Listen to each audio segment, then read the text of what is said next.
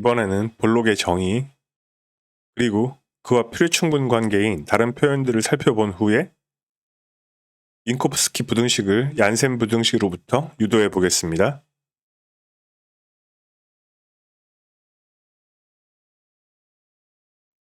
임의의 두 점을 잇는 선분에 비해 같은 구간에서 아래로 볼록하다는 뜻이겠죠.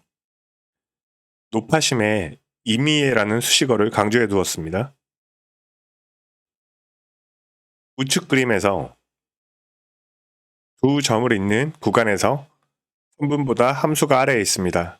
하지만 함수를 아래의 볼록이라고 얘기하진 않습니다. 두 점을 다르게 선택하면 선분보다 함수의 일부가 위에 있게 되니까요. 상황을 식으로 표현한 정의를 보겠습니다. if문 내부의 변수는 if를 제거하고 임의라는 수식어를 붙인 것과 같습니다. 부등식의 좌우변을 그림에서 찾으면 먼저 x1, x2를 t 대 1-t로 내분합니다. 부등식의 좌변은 해당 내분점에서의 함수값이고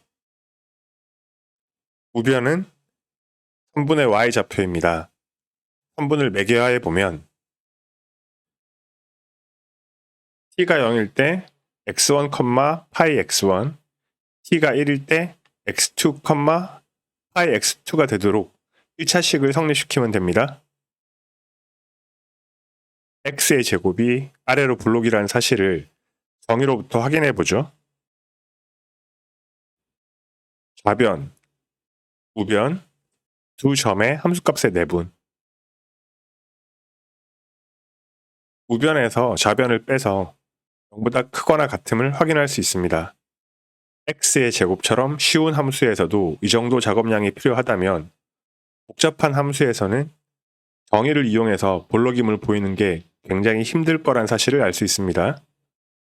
다른 방법이 필요합니다. 기울기를 관찰하겠습니다. 지금 그린 두 선분은 출발점이 같습니다. 하지만 붉은 선분은 검은 선분의 아래에 있는 함수값에 도착했기 때문에 기울기가 작겠죠? 다음으로 두 번째 점과 세 번째 점을 잇는 선분을 그려보겠습니다. 검은 선분에 비해 기울기가 클 겁니다. 작은 값에서 출발해서 같은 값으로 끝났으니 비교가 가능합니다. 그림에서 파악한 사실을 계산으로 확인해야겠습니다. 세 부등식이 번거로워서 두 개만 남겨뒀습니다. 정의를 변형합니다. 내분 값은 복잡한 형태니 네모로 바꾸고 1을 1-t 플러스 t로 바꿉니다. 일종의 원트릭입니다. 그런 다음 1-t, t로 묶어줍니다. 그리고 나누고요. 양변의 분모에 x2-x1을 곱합니다. 분모를 관찰해 봅시다. t 곱하기 x2-x1은 네모 빼기 x1이 됩니다. 그리고 1-t 곱하기 x2-x1은 x2-네모가 되죠. x1과 x2를 각각 AC로 그리고 내분점을 B로 두면 목표로 하는 부등식을 얻을 수 있습니다. 그리고 각 단계의 변화는 양방향 화살표, 즉 필요충분 조건이기 때문에 우측 부등식을 볼록의 정의로 사용할 수 있습니다. 계산 과정은 접어두고 지금까지의 내용을 요약하면 두 가지 볼록의 정의를 얻었습니다. 첫 두 점의 기울기보다 그 다음 두 점의 기울기가 더 크다라는 내용입니다. 두 부등식 사이의 변형은 기억하지 못하더라도 결과는 반드시 기억해야 합니다. 방금 얻은 부등식을 이용해서 볼록과 미분 사이의 관계를 알아봅시다. 볼록은 미분에 의존하는 개념은 아닙니다. 하지만 미분 가능한 함수의 경우에는 주어진 관계가 성립하는데요. 도함수가 증가인 것과 함수가 볼록인 것은 필요충분 조건입니다. 이 관계를 설명해 봅시다. 순서대로 세 점을 A, B, C라 하겠습니다. 평균값 정리를 적용해서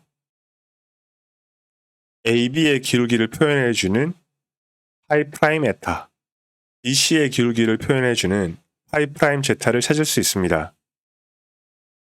에타보다 제타가 크니까 파이 프라임 에타보다 파이 프라임 제타가 큽니다. 그 결과 AB의 기울기보다 BC의 기울기가 크죠. 이로써 파이의 도함수가 증가함수이면 파이가 볼록이란 사실을 보였습니다. 이번에는 반대 방향을 보이겠습니다.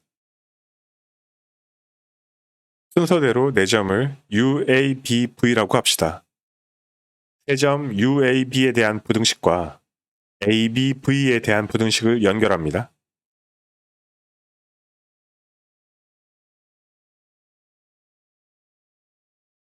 그런 다음 AB는 고정해두고 U를 움직입니다. 극한을 취해서 파이 프라임 A보다 AB의 기울기가 크거나 같다는 사실을 얻어냅니다. 같은 방식으로 V를 B에 더 가까운 점을 선택함으로써 극한을 취하고요. 그 결과 파이 프라임 B가 AB의 기울기보다 크다라는 사실을 알게 되죠. 최종적으로 파이 프라임 A보다 파이 프라임 B가 크거나 같습니다. 파이가 볼록이면 파이 프라임이 증가함수라는 사실도 알게 되었습니다. 여기까지 파이 프라임이 증가라는 사실과 파이가 볼록이라는 사실이 필요 충분 조건임을 알았습니다. 이처럼 상황에 따라 원래의 정의보다 쓰기 편한 또 다른 정의를 찾아야 하는 경우가 종종 있습니다. 현재까지 얻은 사실을 정리하고 넘어가겠습니다. 최상단에는 볼록의 정의가 주어져 있습니다. 두 항에 관한 얀센 부등식의 다름 아니고요. 정의가 간단함에도 뒤늦게 소개한 것은 다른 필요 충분 조건들과 함께 설명하기 위함이었습니다. 두 번째가 기울기 버전의 볼록의 정의입니다. 식을 조금 변형하면 분수식이 아닌 식을 얻게 됩니다. 볼록의 정의로 사용할 수 있는 부등식은 상당히 많습니다. 한꺼번에 모두 기억하기는 힘드니까 기회를 봐서 추가적으로 소개하도록 하겠습니다.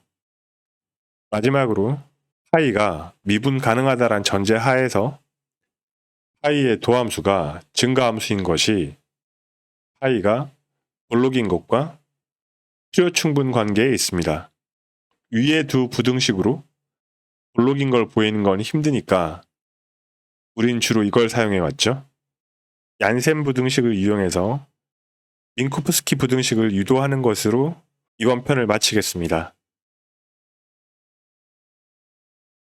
이게 도함수가 0보다 작거나 같을 때 위로 볼록이겠죠. 부등호 방향에 유의하시고 민코프스키 부등식을 소환했습니다. 저 부등식을 유도하기 위해 우리가 해야 할 일은 적절한 파이를 선택하는 겁니다.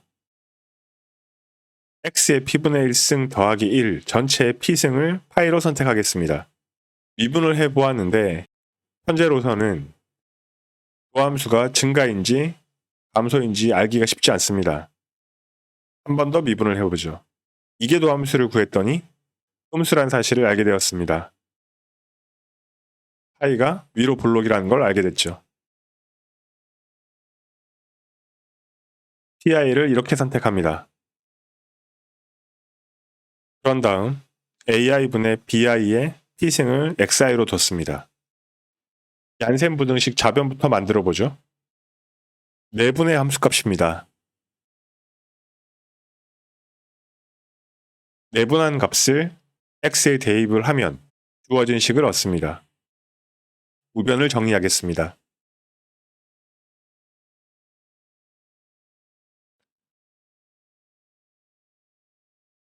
xi를 x에 대입하면 p분의 1승으로 인해 ai분의 bi 절대값만 남습니다. 이제 마지막으로 양변에 별표에 해당되는 부분을 곱해서 정리를 하시면 원하는 결과를 얻게 되겠습니다. 나머지는 여러분들이 직접 확인해 보시기 바랍니다. 이번 편은 여기서 마무리해야겠네요. 수고하셨습니다.